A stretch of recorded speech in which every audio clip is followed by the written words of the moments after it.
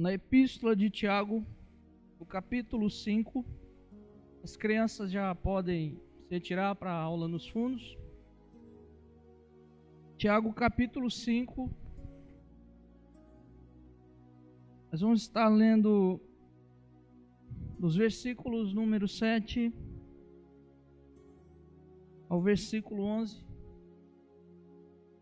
A Epístola de Tiago, capítulo 5.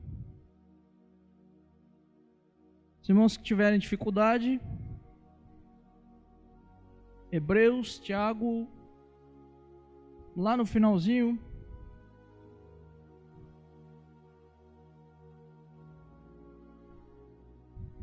A palavra do Senhor nos fala assim: sede, pois, irmãos, pacientes até a vinda do Senhor. Eis que o lavrador espera o precioso fruto da terra, aguardando-o com paciência, até que receba a chuva temporã e serôdia. Sede vós também pacientes, fortalecei o vosso coração, porque já a vinda do Senhor está próxima. Irmãos, não vos queixeis uns com os outros, para que não sejais condenados. Eis que o juiz está à porta. Meus irmãos, tomai por exemplo de aflição e paciência os profetas que falaram em nome do Senhor. Eis que temos por bem-aventurados os que sofreram.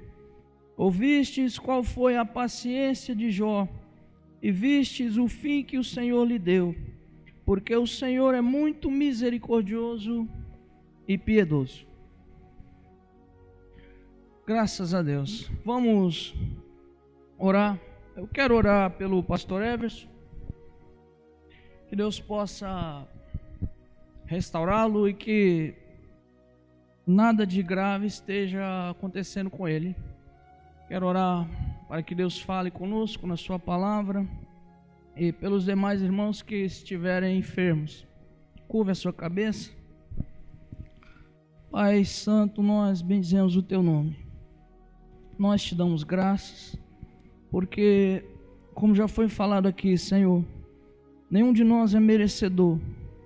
Só o Senhor é digno de toda honra, porque o Senhor nos amou e nos deu o seu Filho Jesus Cristo para morrer por nós quando nós éramos ainda pecadores, quando muitas vezes blasfemávamos o teu nome, quando, Senhor, cometíamos pecado contra ti, contra o seu povo. Pai, nós te damos graças, porque o Senhor tem sido bom e misericordioso para conosco. Fala conosco na sua palavra, que o Senhor possa me usar para trazer edificação para a sua igreja. Use-me para fortalecer o fraco, consolar o aflito.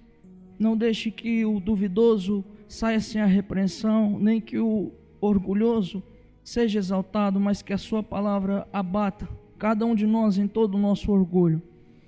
Pai, nós apresentamos o pastor Everson diante de ti, oramos em favor da sua vida, que o Senhor possa restaurar a saúde do seu filho, que nada grave, nada possa ocorrer com ele, mas que esse pequeno espinho sirva, Pai, para edificá-lo, para que o seu filho possa estar logo restaurado a sua saúde e que sua vida espiritual esteja cada vez melhor, para compartilhar conosco a sua igreja, a qual o Senhor o constituiu como líder. Pai, os nossos irmãos que estão sofrendo no leito da enfermidade, que o Senhor possa ter misericórdia. Muitos são os que estão sofrendo nesse momento, Pai. O Senhor os conhece de tudo. Que o Senhor possa não apenas proporcionar, se necessário, cura, mas o refrigério do teu Espírito Santo. Que o Senhor possa lhes dar a garantia de que nada os pode separar do amor de Cristo, como já foi dito aqui. Que o Senhor é mais que tudo. Que se perdermos tudo nessa vida, nós temos o Senhor, que é mais que tudo e é o que nós precisamos, e que o Senhor Jesus é suficiente. Fala conosco, receba a nossa adoração, que a sua palavra fale com o seu povo, em nome de Jesus. Amém. Irmãos, eu queria falar nessa oportunidade da volta de Cristo. Acredito que é oportuno, é viável, já que nós vamos celebrar a ceia do Senhor, gostaria de falar algumas coisas sobre esse tema maravilhoso. Quando eu menciono esse tema, eu preciso que os irmãos entendam rapidamente o contexto em que Tiago escreve essa carta. Quando nós olhamos para o capítulo 1, no versículo de número 1, Tiago escreve a sua carta endereçada e ele chama os seus destinatários de as 12 tribos dispersas, ou seja, uma figura de linguagem que demonstra que a audiência para a qual Tiago escreveu eram cristãos que estavam dispersos. Tiago provavelmente estava se referindo a crentes judeus que saíram de Jerusalém. E se vocês estudarem o livro de Atos dos Apóstolos, vocês perceberão que quando Tiago escreve essa carta, aproximadamente entre os anos 44 a 55, coincide muito bem com o período em que a igreja do Senhor, a igreja primitiva que estava nascendo ali, ela estava sofrendo perseguição. Provavelmente, quando Tiago escreveu essa epístola, ele tinha em mente aqueles cristãos que fugiram de Jerusalém quando Saulo começou a perseguição contra a igreja. Quando Saulo matou Estevão, Tiago também escreveu essa epístola para os judeus que fugiram quando Herodes, segundo Atos capítulo 12, mandou matar o outro Tiago, o irmão de João, à espada. Então eram cristãos que estavam espalhados, que estavam dispersos. Eles estavam em meio ao mundo gentil e estavam, ao que parece, desorientados. E quando nós lemos essa carta de Tiago, que é uma carta curta, apenas 5 capítulos, até chegar nesse 5º e último capítulo, nós perceberemos que Tiago advertiu eles de várias formas. Tiago lhes instruiu de muitas maneiras. Falou muitas vezes, por exemplo, no capítulo 2, sobre sabedoria de Deus. Falou sobre a verdadeira fé, uma fé que transforma, que produz frutos. E no capítulo 1, logo quando Tiago começa a lançar as bases dessa carta, ele fala de sofrimento. E uma das suas palavras é: irmãos, tenham muita alegria quando passarem por sofrimento, quando vocês suportarem tribulação. Então, um dos propósitos principais dessa epístola é fornecer encorajamento para a igreja perseguida, dispersa no mundo, suportar o sofrimento. Então, quando ele está chegando nos seus últimos textos da carta, me parece que faltava a cereja do bolo. Faltava Tiago colocar algo, porque até aqui ele havia instruído eles de inúmeras maneiras. Ele já havia dito: vocês precisam de sabedoria, peçam a Deus. Vocês ricos, vocês precisam se orgulhar no fato que Jesus humilhou vocês. Vocês têm um tesouro não aqui. Vocês que planejam, ele diz no capítulo 5, nos versículos anteriores, que diz assim: vamos a tal lugar e edificaremos. Vocês estão errados, isso é presunção. Então ele já havia dado inúmeras instruções. Mas o escritor, inspirado pelo Espírito Santo, ele sabia que ainda faltava algo.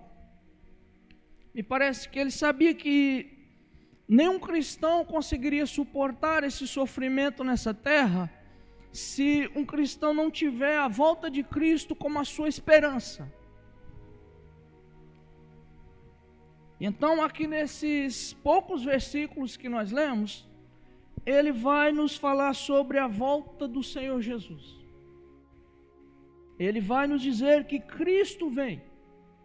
E dessa maneira ele quer encorajar os irmãos.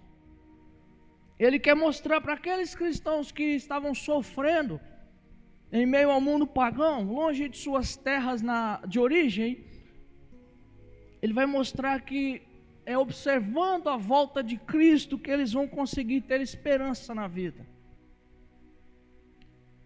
A volta do Senhor Jesus é a esperança da igreja. Eu quero dizer para vocês que a volta de Cristo é a nossa esperança, de que não há outra esperança maior do que essa, de que quando Cristo voltar, Ele vem, tudo que precisar ser feito será concluído, tudo será fechado, de que a plena felicidade irá se estabelecer, mas só quando Ele voltar. Então, dito isso,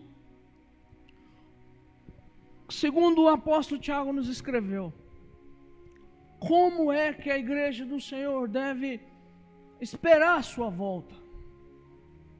Eu e você esperamos Cristo. Todos os apóstolos esperavam. E até hoje nós esperamos.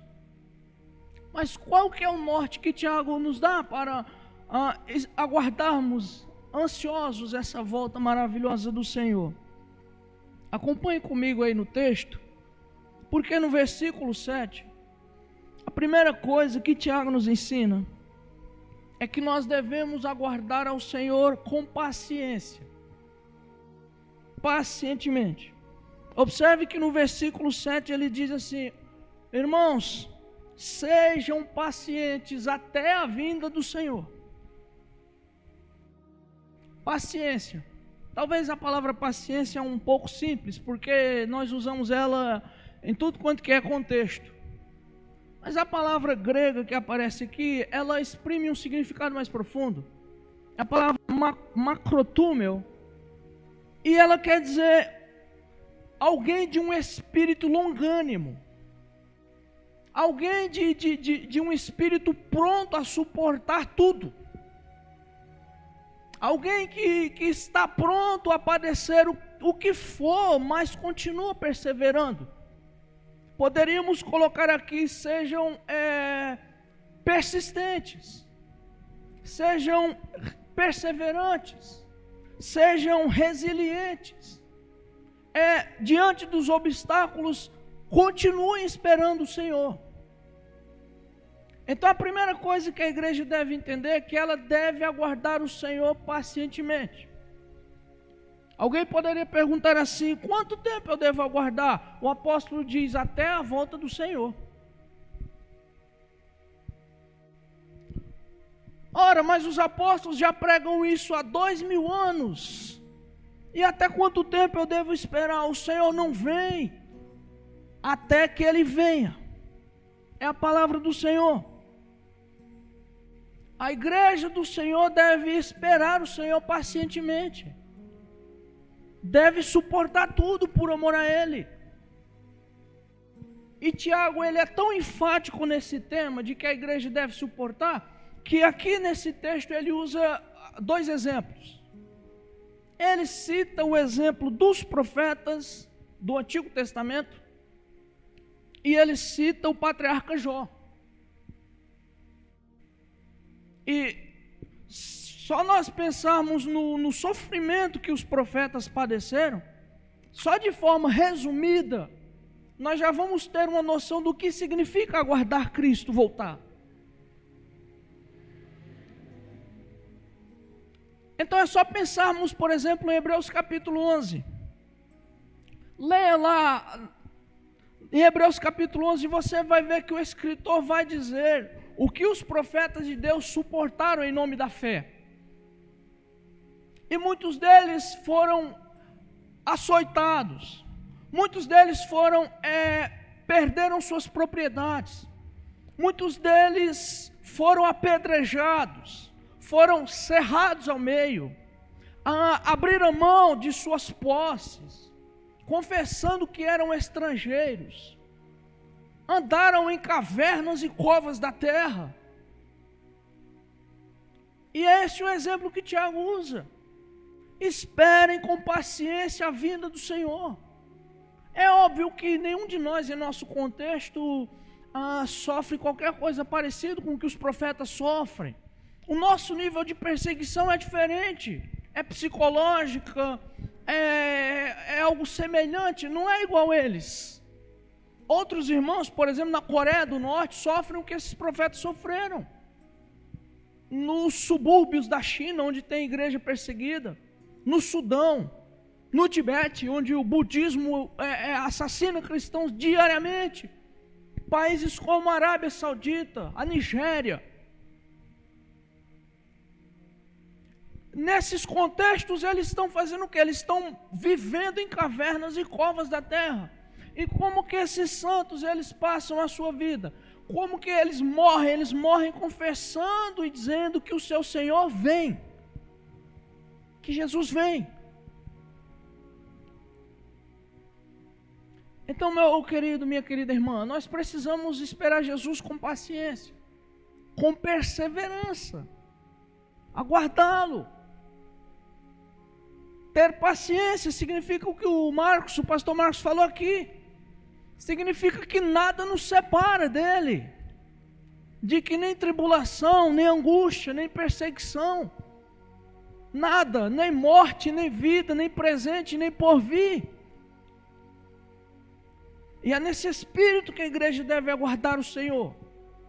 Tiago disse: irmãos, suportem tudo até que Ele venha. Até que Ele venha. Cristo, Ele pode vir logo, mas Cristo pode voltar para uma, 30ª geração depois de nós. Mas a palavra do Senhor para os seus crentes é: vocês fiquem de pé. Aquele que está de pé, olhe para que não caia. Mantenha-se firme. Mantenha os seus pés na rocha. Sede pacientes até a vinda do Senhor. Paciência. Quando Hebreus capítulo 11, versículo de número 33, diz assim: todos estes, tendo obtido testemunho da fé, perseverança, mantenham a fé até que Ele venha. Eu tenho certeza que quando o Império Romano cruel, quando o governador ímpio ponhava a mão num cristão naqueles dias lá, e ele ia lá para o lugar da tortura, e quando o governador estava torturando, ele lembrava das palavras do apóstolo: tenha paciência até que Ele venha. E eles andavam confessando diariamente, dizendo que o Senhor vem, todo o tempo. Então essa é a nossa esperança, igreja. Cristo vem. Cristo vem. Cristo irá voltar para nos resgatar desse mundo. Mas até que Ele venha, nós devemos perseverar até o fim. Perseverança. Paciência. Aguarda. A palavra do Senhor também nos diz que nós devemos entender que a volta de Cristo representa o fim do sofrimento. Tiago deixa claro isso no texto que nós lemos. Veja, por exemplo, no versículo 7, ele cita a figura do lavrador da terra. E preste atenção, ele diz assim: o lavrador, ele trabalha a terra com esperança, esperando a chuva. Ele fala temporã e a serôdia. Alguma versão pode estar assim: as primeiras e as últimas chuvas. Na Palestina, nesses dias, eu não sei como que está o clima hoje, mas nessa época aqui, eu pesquisei, essas primeiras chuvas aconteciam entre outubro e novembro. Então, antes desse período, o agricultor ele já começava a lavrar a terra. E ele aguardava. Mas não só isso. Vinha essa chuva, temporão, as primeiras. Depois ele aguardava a chuva serôdia, que eram chuvas que só aconteciam aproximadamente no mês de março ou abril. Ou seja, exigia perseverança, exigia esperança. Se, por exemplo, viesse apenas as primeiras chuvas e não viesse a chuva de abril ou março, todo o plantio estava perdido. Mas o agricultor, o lavrador da terra, continuava semelhando nessa esperança de que o seu sofrimento teria um resultado. A volta de Cristo significa o quê? Significa o fim do sofrimento. Eu não sei vocês aqui, mas eu fui criado numa roça. Fui criado no Nordeste, Paraíba. Agricultura de subsistência. Minha família é muito pobre, até hoje somos pobres, graças a Deus. Talvez se tivéssemos dinheiro não saberíamos lidar. Agora, uma coisa que é interessante é como que sofre o lavrador da terra. Vocês conhecem quem trabalha na roça? Não é dolorido, não é sofrido. Não é à toa que Tiago usou essa figura de linguagem aqui. Eu pergunto para você, conversa com esses agricultores, principalmente esses homens sofridos do campo. Você acha que ele faz aquilo sem esperança? Você acha que ele não tem esperança de que um dia o seu sofrimento acaba? De que um dia, numa dada estação, numa época do mês, ele vai sentar e vai fazer a debulha do grão? De que, como lá no Nordeste, quando chega o período da colheita, nós temos aquele período em que o povo se junta para comer pamonha, para fazer canjica, que vocês conhecem como curau. E os palestinos era dessa forma. Eles viviam da cultura do trigo. Eles esperavam que todo esse período, todo esse processo, todo esse sofrimento árduo que eles tinham, traria uma recompensa para eles. Outra figura que nós poderíamos aplicar aqui é o capital de lucro. É alguém que trabalha todos os dias, que se forma na faculdade, que dá um duro danado para ganhar o pão, que come o pão e a água para economizar um tostão, para num dado momento da vida ter um certo capital para aposentar. Eu pergunto para vocês, essas pessoas fazem isso sem esperança? O homem que trabalha 12, 13, 14 horas por dia, ele não tem a esperança de aposentar e desfrutar do seu trabalho? Não tem? É assim que os cristãos deveriam viver, o apóstolo Tiago diz. E notem, enquanto que esses exemplos, o lavrador, o capitalista, o homem de negócios, o comerciante, o que seja, o funcionário público, enquanto que esses lidam com coisas terrenas que vapt-vupt eles vão, o cristão ele está sofrendo, ele está semeando, plantando, porque ele está esperando que um dia o seu sofrimento passará de vez. E ele está lutando não por coisas terrenas, mas pela vida eterna. Pela vida eterna. Quando Cristo voltar, o sofrimento acabará. O sofrimento acabará.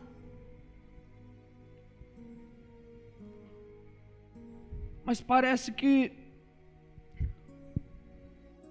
a igreja hoje, estou falando assim de uma igreja num contexto geral, parece que a igreja de hoje ela pensa, ela foi enganada, ela acredita que ela vai ser aliviada do seu sofrimento através das coisas dessa vida. Não é à toa que surgiram já faz tempo teologia de prosperidade, teologia de negação das doenças, confissão positiva. Por que essa gente está enganada? Por que eles acham que através de recursos humanos, por que eles pensam que através de bens financeiros, através de bens emocionais, através de um amor, por que eles pensam que isso vai solucionar o problema deles? Onde está a prova de que não soluciona? Está aí, os inúmeros casos de pessoas frustradas, de pessoas sem completude, sem plenitude de vida alguma. Talvez até pessoas com o bolso cheio, com a casa cheia de parentes, de amigos, mas o coração vazio. Por quê? Porque Deus não está nessas coisas materiais. Eles estão tentando sanar o sofrimento, o vazio da alma deles no que é material.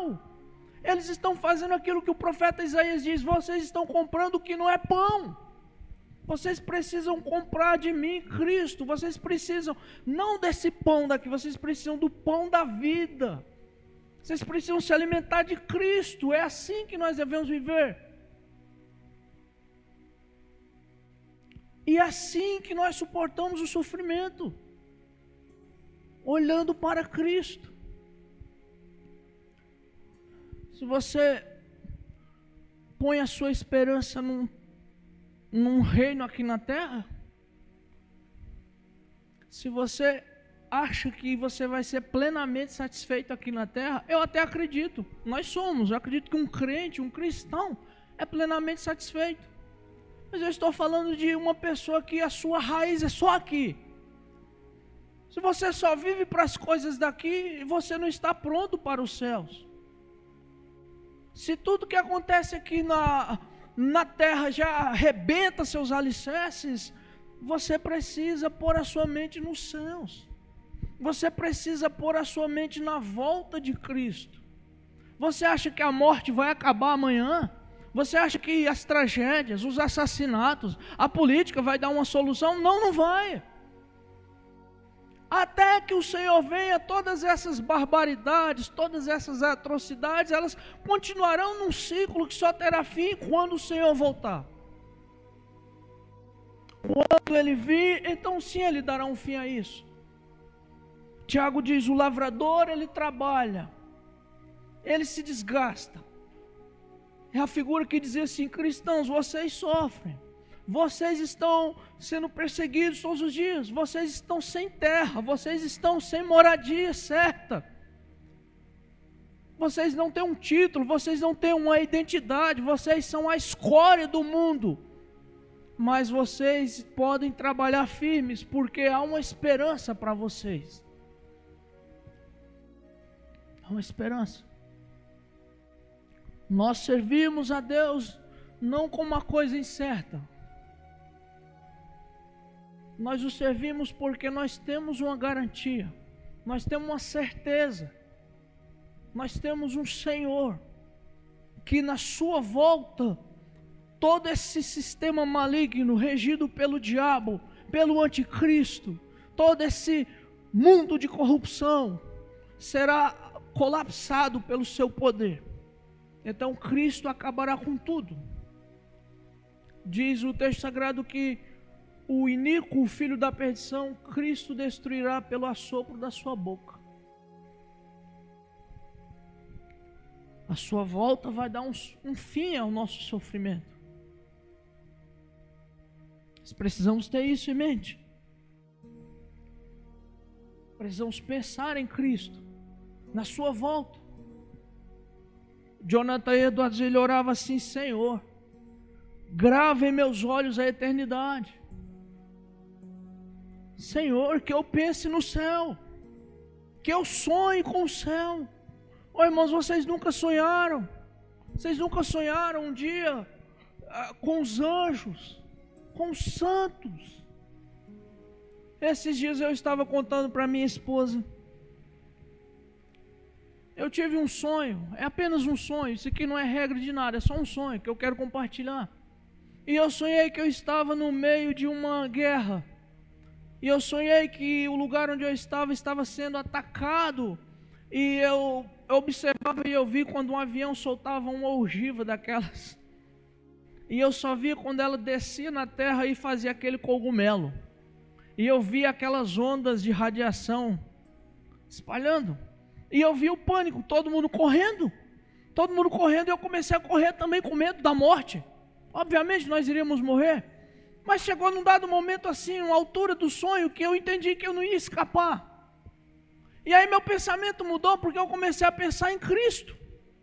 Então eu comecei a pensar: Senhor Jesus, finalmente eu vou encontrá-lo. Finalmente eu vou ver o Senhor. Finalmente o Senhor vai ver o fruto do seu trabalho. Como que o Senhor é? Eu quero ver o seu rosto. Eu quero ver as mãos que foram sangradas por mim. Eu quero ver o lado onde o soldado bateu a lança. Sabe, irmãos, Jesus, eu estou cansado de ler nos leitos dos hospitais. Um dia eu e o pastor Marcos, nós visitávamos uma senhora no HR, na Santa Casa, não recordo, já faz tempo. A Elaine, o Marcos lembra. E eu lembro na última semana que nós visitamos ela. E nós fazíamos o que costumamos fazer, o que se fazem no trabalho de hospital, nós oramos. E eu preguei Apocalipse 3:20, uma palavra bem rápida. Eis que estou à porta e bato. Naquele dia eu senti, junto com aquela irmã, o Marcos também, uma presença tão maravilhosa assim. 15 dias ou uma semana depois nós voltamos lá, ela já não estava lá. Mas eu senti que aquela mulher partia com gozo na alma. Eu senti que ela já estava pronta para abandonar essa terra e encontrar o Senhor. É assim que nós devemos viver. Nós devemos viver a tal ponto de que devemos fazer tudo que é melhor nessa terra pelo Evangelho. Não devemos abandonar esse mundo, mas devemos viver a tal ponto que estamos prontos a qualquer momento de deixá-lo e estar com o Senhor. É assim que devemos viver. Não se prenda nesse mundo. Não passe a sua vida inteira lutando por coisas terrenas. Eu não estou dizendo que você deve ser um lunático que vai viver pensando no céu a ponto de esquecer da terra. Esse problema a maioria não tem. Não pense que é isso. Eu estou falando que você precisa colocar o reino de Deus, a volta de Cristo, como primordial em sua vida, em nossa vida. Nós precisamos disso. Não ficar se perturbando, pensando no amanhã. Será que eu vou pagar a conta esse mês? Será que vai dar, Senhor? Será que as rendas... Não, nunca acaba. Será que a pobreza vai acabar? Não. Os pobres, Jesus disse, sempre vocês têm com eles. A mim nem sempre tereis. Só quando Cristo voltar é que o nosso sofrimento findará. Então ele não vai ter mais. Ele não vai ter mais doença. Não vai ter mais canseira. Não vai ter mais preocupação. O sono não vai embora mais. Porque ali, finalmente ali o pecado, a morte não vai entrar mais. Porque o Senhor reinará para sempre ali. A volta de Cristo significa o fim ao sofrimento. O fim do sofrimento.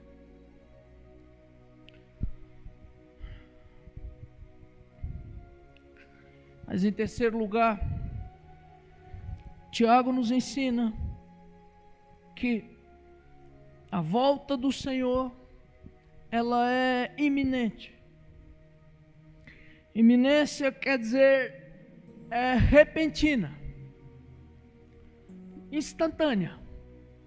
A volta do Senhor, ela pode acontecer a qualquer momento. Por favor, olhe os versículos no qual ele fala isso. No versículo 8, na parte B, na parte última do versículo aí, ele fala assim: porque já a vinda do Senhor está próxima.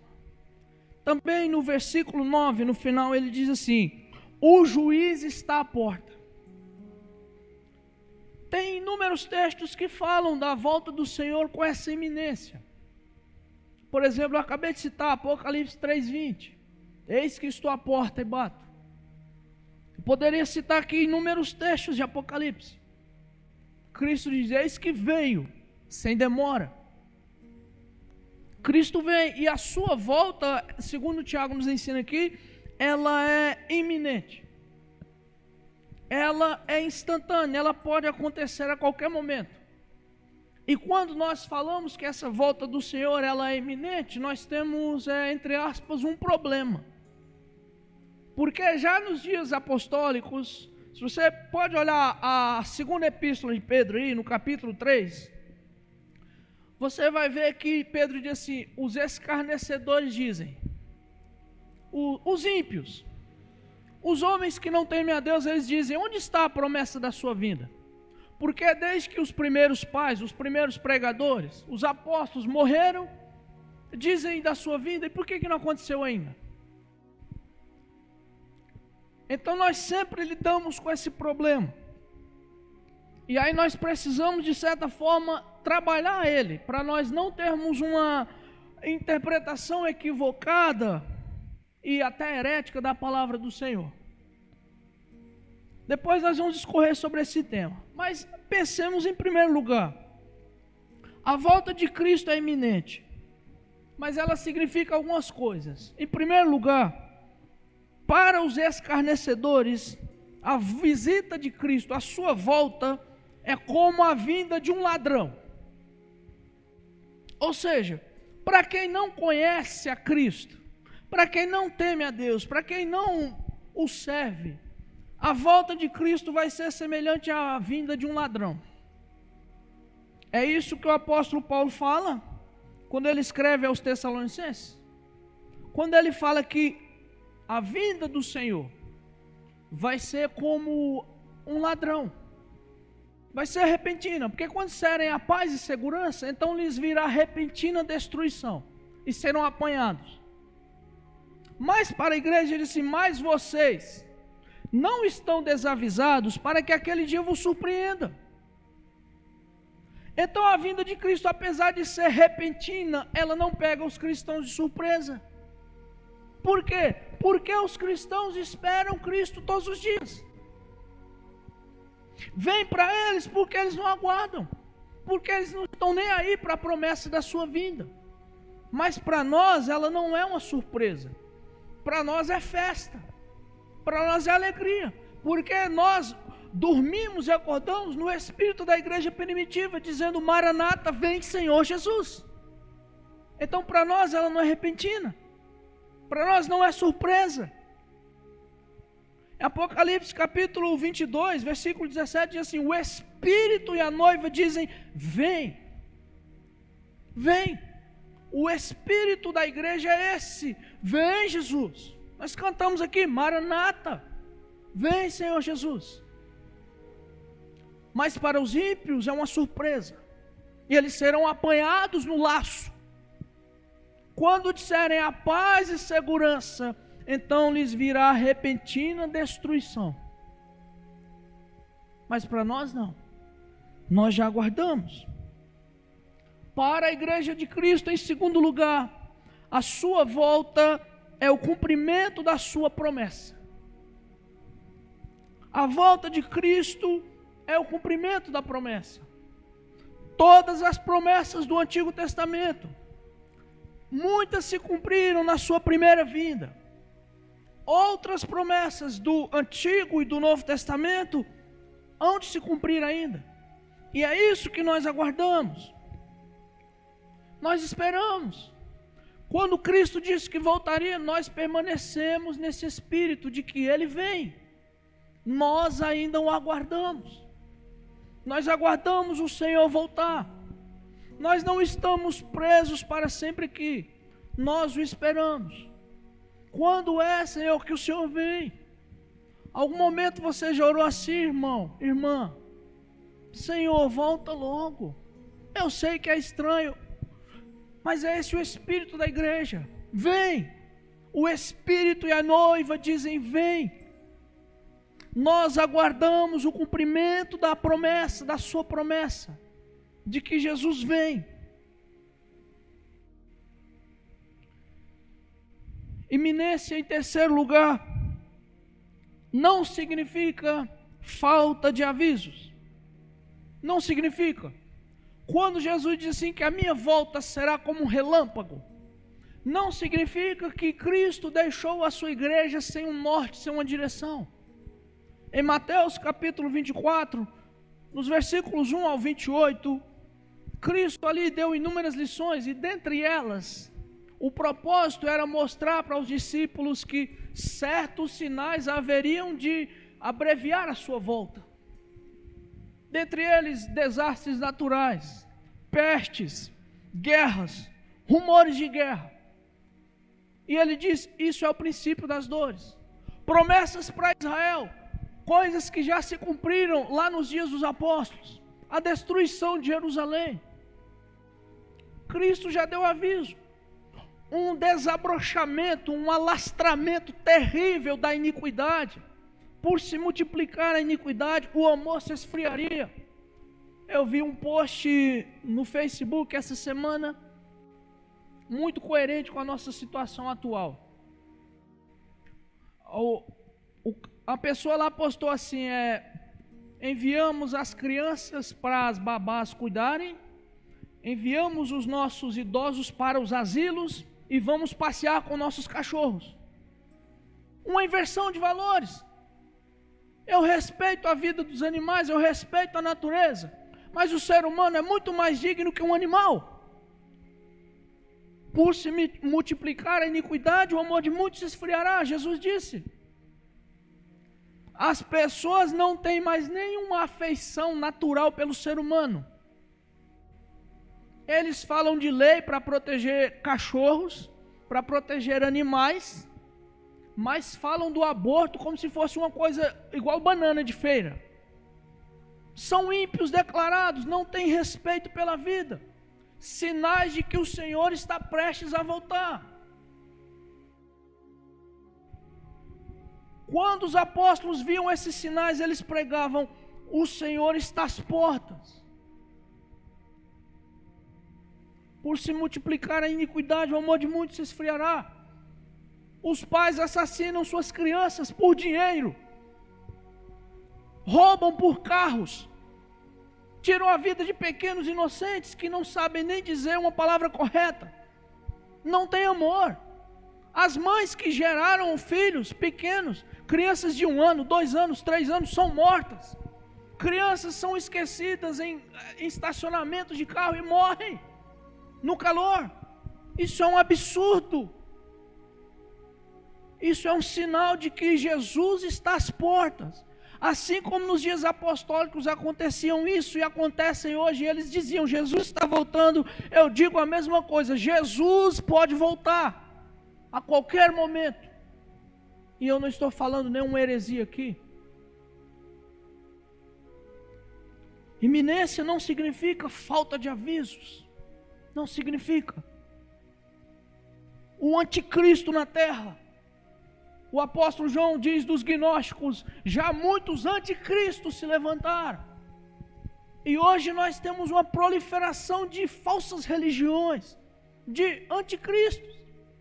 Eu não quero entrar no mérito escatológico das teorias de que o anticristo é uma figura, um homem. Eu não gosto muito dessa disciplina, não tenho medo de confessar, não. O Everson gosta. De vez em quando eu faço umas perguntas para ele assim. Mas enfim, eu sei, eu respeito as teorias. Mas uns dizem assim: é necessário uma figura dominante um ídolo religioso, segundo as bestas de Apocalipse capítulo 13. Já outros dizem assim: não, o anticristo é um sistema. Uns dizem é o catolicismo, outros dizem não, esse sistema. Não importa. Eu sei que o anticristo está aí desde os dias apostólicos e Cristo pode voltar a qualquer momento. Ele reina. Esse mundo é imperado não pela palavra de Deus, mas pelo império do mal. E por isso que nós vemos tanta maldade dominando essa terra. E quando isso começar a se alastrar de uma maneira tão profunda, tão descarada, Jesus disse: eu estou às portas. O fim dos tempos, estamos vivendo. Os apóstolos já diziam: estamos no fim dos tempos. E nós podemos dizer a mesma coisa: estamos vivendo os últimos dias para a volta de Cristo.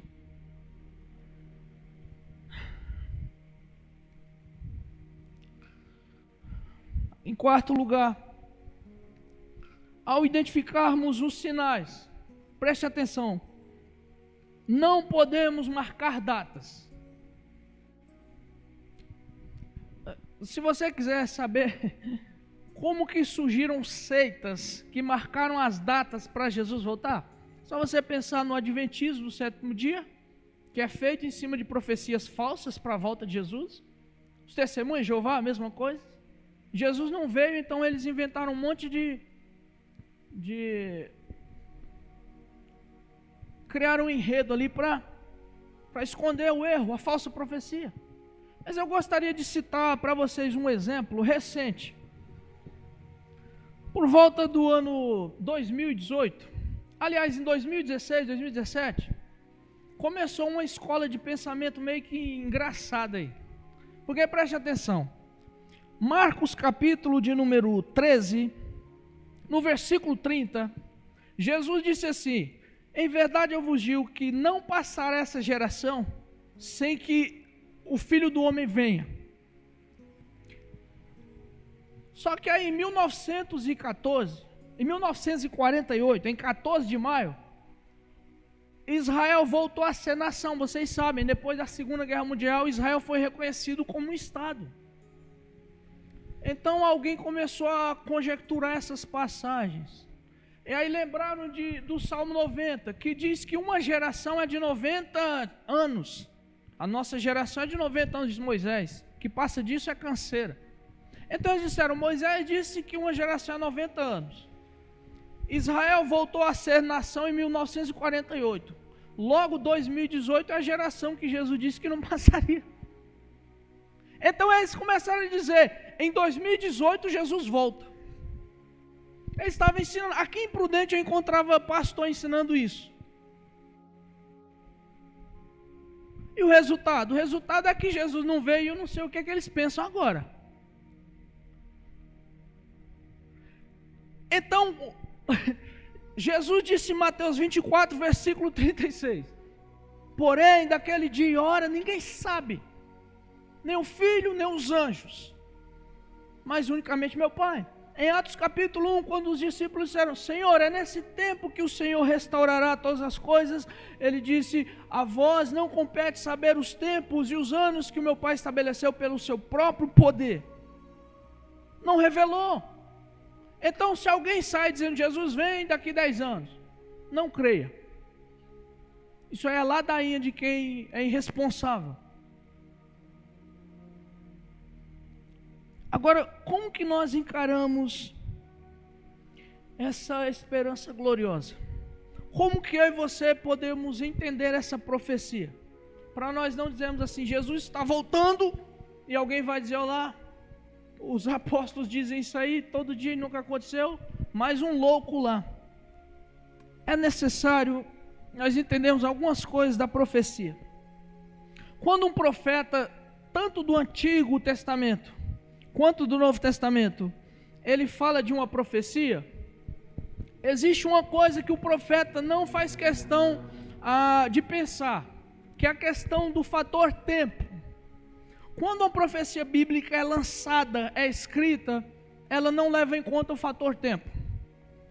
Vou exemplificar. Uma profecia bíblica é como se fosse uma cadeia de montanhas. Imagine que você está vendo uma cadeia de montanhas. Você vê uma montanha aqui e você vê inúmeras montanhas todas juntas, não é verdade? Na mesma imagem? Só que se você for olhar geograficamente falando, uma montanha está aqui, mas uma está lá a 300 metros, 500 metros de distância. Pense agora no fator tempo. Quando a profecia bíblica era entregue no Antigo Testamento ou no Novo Testamento, Deus dava a profecia e então o profeta, ele profetizava, escrevia. Você pode ver isso, por exemplo, em Joel capítulo 2. Quando Joel profetiza, ele fala do derramamento do Espírito Santo e ele fala do juízo.